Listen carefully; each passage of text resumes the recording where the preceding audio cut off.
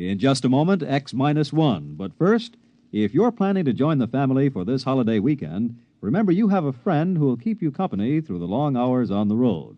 That friend is your car radio, and it brings you a full weekend of the most stimulating variety entertainment when you tune in to NBC's Monitor. Yes, you set your dial just once for hours and hours of refreshing variety. News as it happens, sports coverage, everything from baseball to skin diving, interviews with the stars. Plus, lots of the relaxing music you like to hear. It's all on Monitor this weekend. And now stay tuned for X-1 on NBC.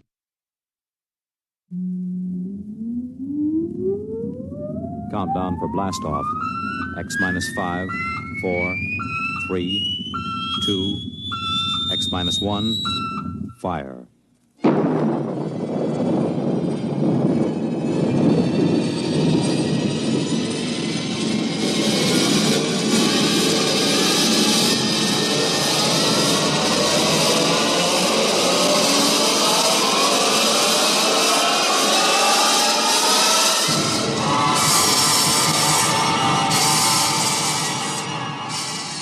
From the far horizons of the unknown come transcribed tales of new dimensions in time and space. These are stories of the future, adventures in which you'll live in a million, could be years, on 1,000 maybe worlds. The National Broadcasting Company, in cooperation with Galaxy Science Fiction Magazine, presents X-1.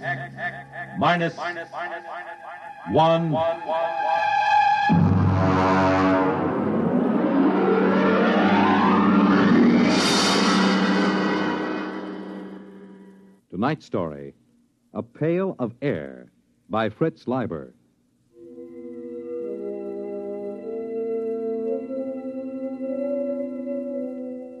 It was pretty quiet in the nest. Pa was just sitting by the fire, staring into it like he does these days. And Ma was asleep. That's why it was so quiet. Ma has some pretty bad times when she just screams and huddles back against the blankets that line the nest. Sis was looking at herself in the mirror that hangs next to the bookshelf. I don't know what she finds to look at so long, but then she's a girl. She just looks at herself. Saturdays, when Pa puts a couple of extra lumps of coal on the fire and we take a bath, she looks at herself in the mirror and sometimes she cries. I dropped the book I was reading, and I guess that woke Ma. Huh? What? What? Pick up the book, Bud. I'm sorry, Pa. It's come back. Hasn't it, Alfred? It's come back. It was just Bud. He dropped his book. Oh, but it's come back. It's out there now, isn't it? I feel a lot warmer. Now, Ethel. It's up there in the sky. Just the way it always was. I know. I had a dream, Alfred. I know, dear. Sis, melt your mother a cup of water. I'm combing my hair. Sis. Oh, all right. I've got to get up. I know it's there. There'll be crocuses. And the spring bulbs. And daffodils. What are daffodils, Ma? Well, Buddy, they're a flower. And they're very pretty. Yellow on a tall green stalk. Oh, I want to go out. I want to take the children out. All right now, Ethel. Here's some water. Come on, children. We'll all go out and you can play in the sun. Sure, Ma. Here, drink the water, Ma. It's cold, Alfred. You rap on the pipes and make that super send up some more heat. What's a super, Pa? It doesn't matter, Bud. There aren't any anymore. Oh. Pa, the pail's running low. Bud, you better get into your things and go out and get an extra pail of air. There are a couple of pails behind the first blankets. Go on, get into your things. It isn't back, is it? No, it isn't. There's no sun in the sky. No sun, is there? No, Ma. What was it like? The sun. Sis, don't get your ma upset. The sun was yellow. And so bright you couldn't look at it. Burning hot. So hot. But when you stretched out in it, made you feel warm all over. Tingly warm. It's been so long since I've been that warm. I was warm last year on my birthday when Pa put all that extra coal on. And then every morning it would come out of the east, make the clouds all pink and yellow. And the mist would rise in the ground, and then slowly everything would glow warmer, warmer. And then it would be up there in the sky, shining, warm. Hurry up, Bud. I'm almost ready, Pa. I want the sun. I want the sun back. Alfred, get me the sun. It's gone, Ethel. There's nothing I can do. For Christmas? On my birthday? Go ahead, Bud. Take the big pail and get it full this time. There's no sense in taking the trip for only half a bucket of air. I spilled it the last time. It's dark, Alfred, it's dark. Go ahead, Bud. Strap down the helmet, will you, sis? For goodness sake, stand up straight. Okay. All right, I'll be right back. Don't hold the blankets open too long. All right, Ethel. We're all safe. Bud'll be right back with another pail of air. It's all right.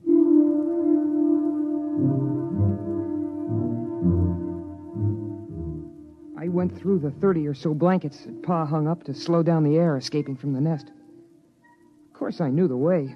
I've been going out for air since I was a kid. Still, I get a funny, crawly feeling every time I go out of the nest.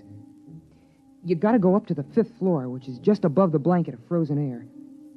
You see, when the earth got cold, all the water in the air froze first and made a blanket about 10 feet thick or so. And then down on top of that dropped all the crystals of frozen air, making another blanket 60 or 70 feet thick. I came out of the window we use on the 5th floor and started to scoop up the air into my pail. I had it about full. Boy, my fingers are getting pretty cold when I saw something.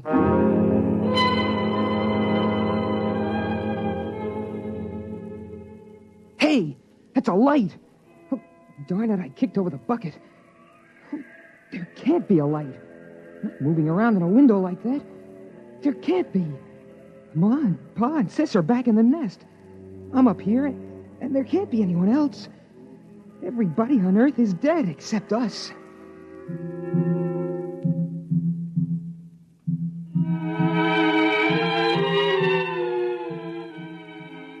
I had an idea how Ma must feel sometimes, the way she sees things. But there it was, moving around in the building across the way. I stood there shaking, and I almost froze my feet. I did frost my helmet so solid on the inside I couldn't see anything. So I hurried up and scooped up another bucket of air and headed back for the nest as fast as I could.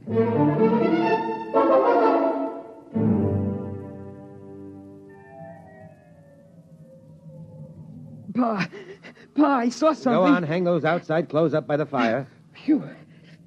Pa, I saw something, I did. Your mother's quiet now. Don't upset her. Pa, it was a light. Wait till I get this air next to the fire. Give me the cloth, Sis. Shall I put another lump of coal on, Pa? No. The oxygen from this bucket will get the fire up when it begins to melt. There. Pa, I'm trying to tell you, I saw something up there. Light.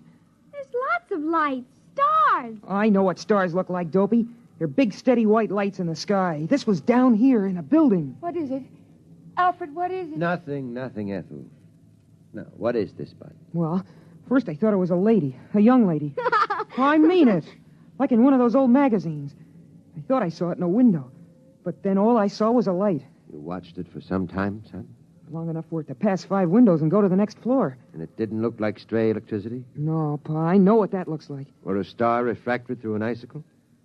Sometimes if you catch it at the right angle, it... Pa, honest, I never saw anything like it before.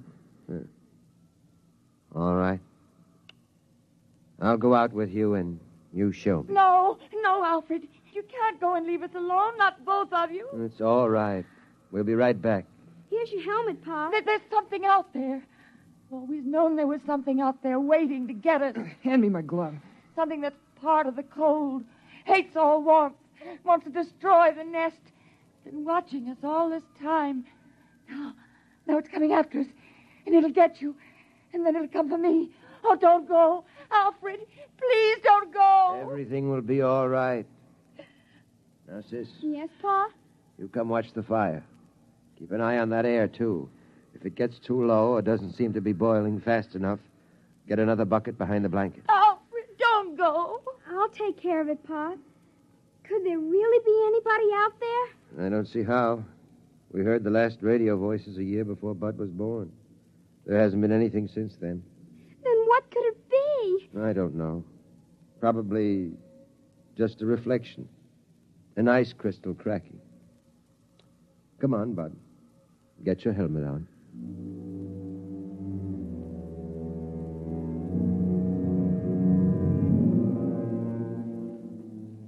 It's funny. When I go out alone, I'm not scared or anything. But when I go out with Pa, I always hang on to his belt like I used to when I was a little kid. Habit, I guess. It's the same no matter what trip we take. On the 5th floor, we stopped to rest just before we went out. We were in the room with the frozen people. The lady sitting looking at the door. The man holding his hands over that funny metal thing Pa calls a radiator. It was like a fire, I guess, but I don't see any place for the cold. We put our helmets together so we could talk. Catch your breath, son. Pa, would it be possible... I mean, for any of the frozen people to come to life? Like the ones down in the basement around the furnace when we go for water? No, they're dead. They were caught too quickly when it happened. Oh, Pa, how do we know we're the only ones? We don't, but... Well, there's a feeling you get. Because it's always night. There used to be some of that feeling every night in the old days. But the sun chased it away every morning. You wouldn't know about that. You weren't born when the dark star pulled us away from the sun. You wouldn't know unless you'd seen the sun. I've seen the sun. It's that big star at the end of the Big Dipper. I've seen it. It isn't the same. Come on. We're wasting time.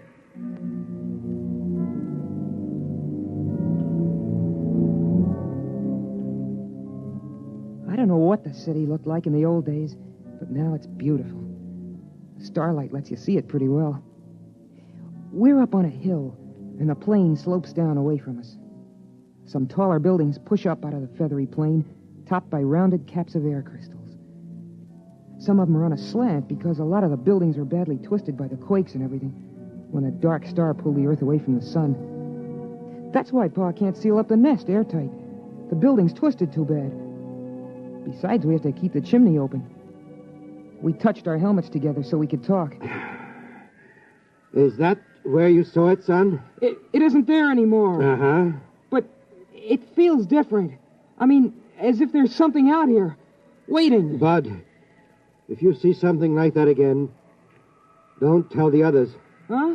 Why not? Well, your ma's sort of nervous these days, and we owe her all the feeling of safety we can give her. Once, it was when your sister was born, I was ready to give up and die, but your mother kept me trying. Another time, she kept the fire going a whole week all by herself when I was sick. She couldn't do that now. Not the way she is. But you know that game we sometimes play, tossing a ball around? Well, courage is like a ball. A person can hold it only so long, and then he's got to toss it to someone else. When it's tossed your way, you've got to catch it and hold it tight, and hope there'll be someone else to toss it to when you get tired of being brave. Yeah, I guess so. Come on. We'll fill up the pails and get back. But what about whatever it is out here? We'll just have to wait and see. Come on. Before the helmets frost over.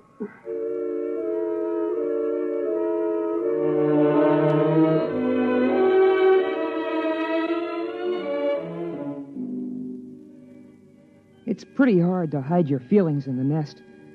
I mean, there's just room for the four of us. The blanket overhead just touches when Pa stands up straight. The floor is all covered with thick, woolly rugs. Pa says it's inside a much bigger room, but I've never seen the real walls or ceiling. Well, anyway, Pa laughed and kidded about what I'd seen. He said I had an imagination, but we could tell he took it serious. It was Sunday morning by the clocks that Pa kept all wound up on the shelf. So it was time for the story. We all sat around in a circle the way we always do, except I noticed that Pa casually took a hammer from the shelf and put it beside him. I always liked the story.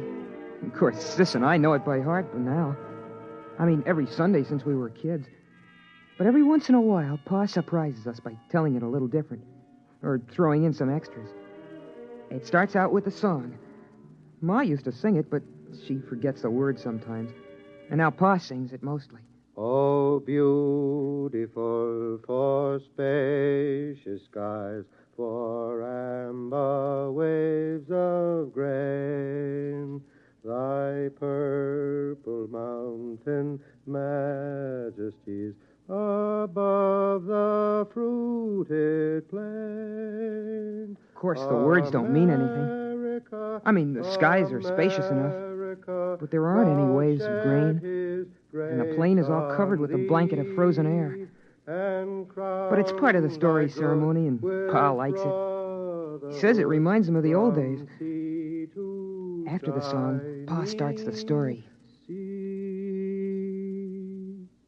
In the days of my youth, the sun hung above, golden and warm, and the earth was fruitful and multiplied, and the fields were green, and the day was glorious, and the wind blew across the hilltops, and air was free and good to breathe.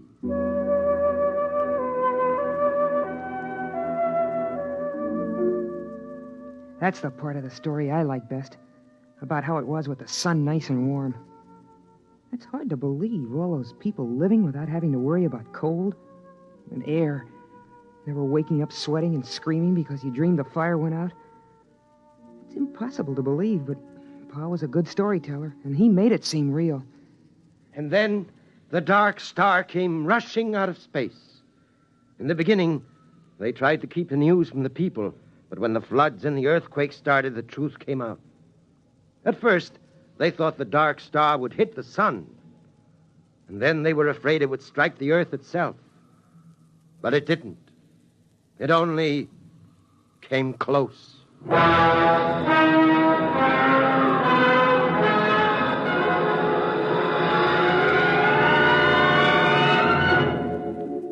Pa tells it like the sun and the dark star fought for the earth like two dogs over a bone. I know what he means, because I've seen a picture of a dog in a magazine. And then the dark star won and carried us off. But the sun kept the moon. There were earthquakes and floods. Pa says that mountains fell and oceans slopped over. Oceans, that's a lot of melted water lying around loose. It's hard to imagine. Pa says it was so. Then came the open question time in the story. Sis asked a question about what girls wore for clothes. And I asked Pa how people acted in those days when the earth was twisted and jerked almost apart. Well, Bud, I was too busy to notice much. A friend of mine, Dr. Weisbrod, and Kelly, the geophysicist, and Walters, the astronomer, we knew what was going to happen.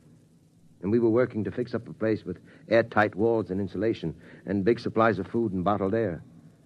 But the place got smashed up in the earthquakes, and they were all killed.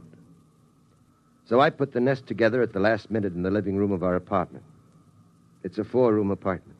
You must have seen some of the people, like the frozen ones downstairs. At that time, Bud, I only thought of one thing. Your mother and survival. If I had stopped to think, I wouldn't have even tried to make the nest. It would have seemed ridiculous. Blankets and a coal fire against the cold and vacuum of space. But I didn't think. I survived.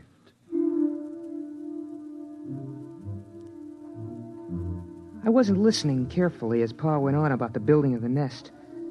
I kept thinking about something else. About that light I'd seen outside. I kept asking myself, what if the frozen people were coming to life? What if they were like the liquid helium that crawls toward heat when it should be frozen solid? What if something were coming from the dark star to get us? Something making the frozen people move, not by themselves. That would fit with what I'd seen. A young lady's face and the moving light. I sat there and shivered, thinking of the frozen people with minds from the dark star creeping, crawling, snuffing their way, following the heat to the nest. And then, over from beyond the blankets, I thought I heard a tiny noise. So I asked myself then, what's the use of going on? Why prolong a doomed existence of hard work and cold and loneliness? The human race is done. The earth is done. Why not give up, I asked myself. And then I did hear the noise. Louder this time. A kind of shuffling tread coming closer. And then I got the answer. The Earth's always been a lonely place millions of miles from the next planet. And no matter how long the human race might have lived, the end would have come some night. Those things don't matter. What matters is that life is good. There's a lovely texture, like some rich cloth or fur, or the petals of flowers, crocuses, daffodils, or the fire's glow. And that's as true for the last man as the first. Still, those steps kept shuffling closer. Pa was talking, and Ma was dreaming with her eyes closed, and Sis was looking at herself sideways in the mirror. And I was the only one who heard the noise. A noise outside. So right then and there, I told myself that I was going on as if we had all eternity ahead of us. I'd have children, and I'd teach them all I could. I'd get them to read books, try to enlarge and seal the nest. I'd try to keep everything beautiful and alive. I'd keep alive my feeling of wonder, even at the cold and the dark and the distant stars. Pa, I hear. I know. What is it, Alfred? What is it? What's going on? Oh, you've got to tell me. Pa, I'm scared. Quiet. Bud, you heard it? Uh-huh. Kind of shuffling, coming toward the nest. Sis, take care of your mother. It's all right, Ma. Lie down. Come on. I'll take the hammer. You take the hatchet. What is it, Pa? What is it? I don't know. Listen. It's closer. Mush. Pa, the blanket is moving. Ready with your axe. Hello? Who's there? Is there somebody in there? Come in. It's all right. They're alive. Alive. Who are you? Alfred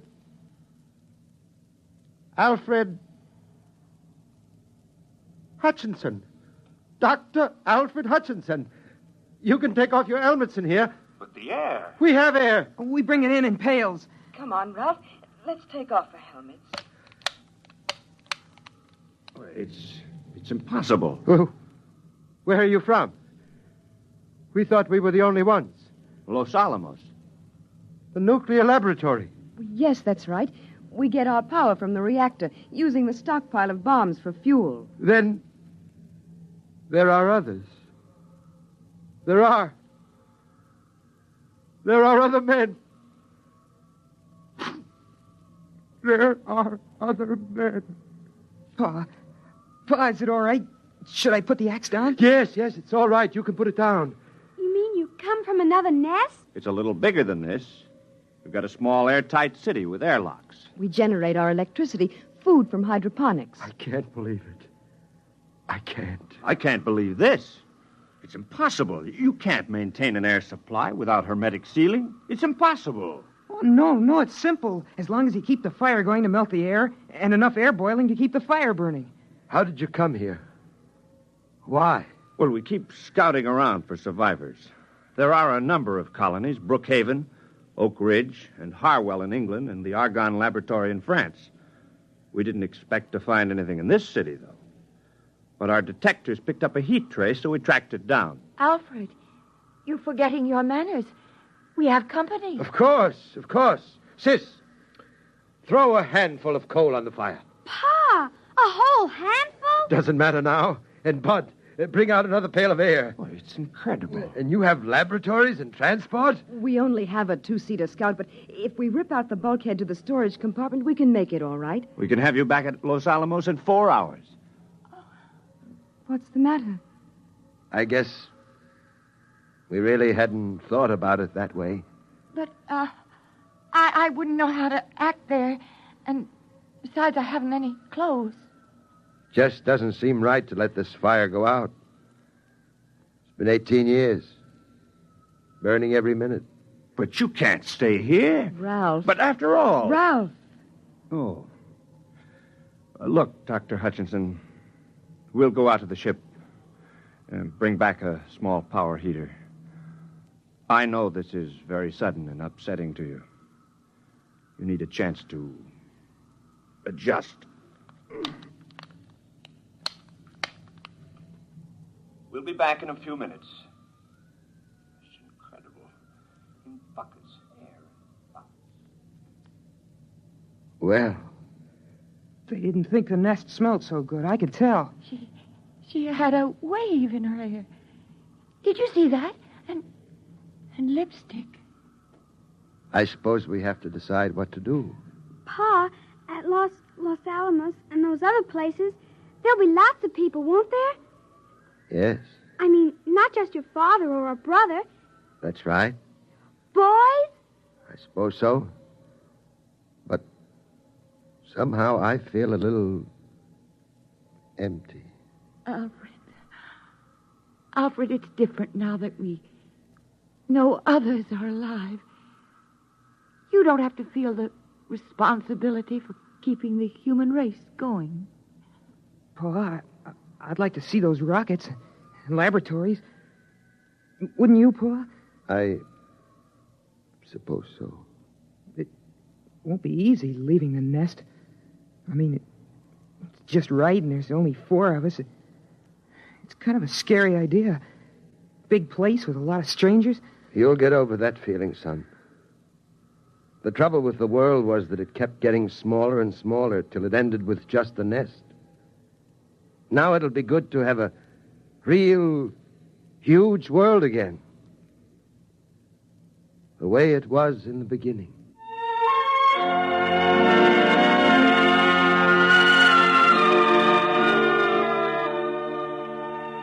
And so we're going to leave the nest in the morning. By Pa's clocks. We've got the power heater going now. Seems funny to be this warm when it isn't Christmas or somebody's birthday. But still, it's hard for me to realize that this is the last time I'll go out of the nest, through all the blankets, to get a pail of air.